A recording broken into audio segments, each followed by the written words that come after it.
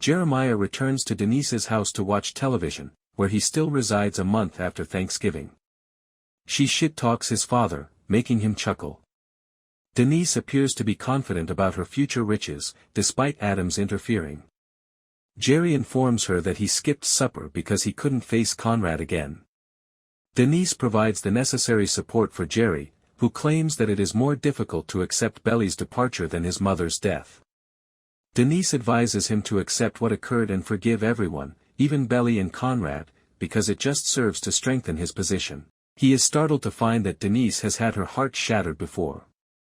They discover they're excellent friends, so Denise brings him to her family's Christmas dinner. Back in Paris, Belly welcomes Taylor to their New Year's celebrations.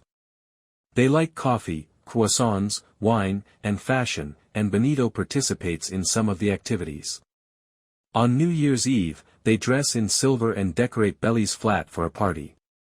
Taylor discusses her plans to live with Steven after graduation and then brings up Benito, who is undeniably cute. Taylor is attempting to link them up, underlining the significance of the traditional rebound.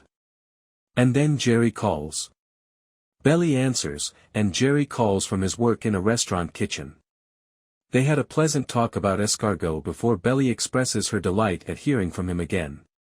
She apologizes again and expresses her deep guilt for what happened, but Jere refuses to discuss it.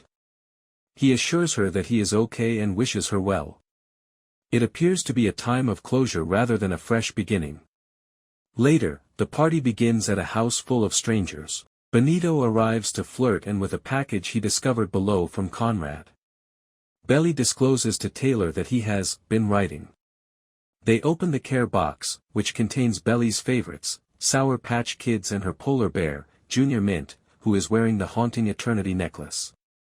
Taylor is skeptical, questioning whether this is why Belly has only ridden Benito's Vespa. Belly said she is not frightened of being hurt again, but of harming someone else. Taylor advises her to realize that these things are part of life and that her previous chapters are over. As the clock counts down, Belly grabs Benito for a spectacular midnight kiss beneath the glitter. He replies excitedly. Moving forward to spring, Belly and Benito awaken in bed together, only to be awakened by her roommates. But at least she can communicate with them in French now. Belly's English abilities have improved considerably, yet her housemates still appear to despise her. Later, while assisting Gemma in moving in with her partner, Belly mentions that Benito has invited her to join him in Mexico for a trip this summer, but she plans to return to the United States for the Finch graduation. That is, until Gemma offers her to rent her home. Laurel calls to inquire on Belly's travel and visa.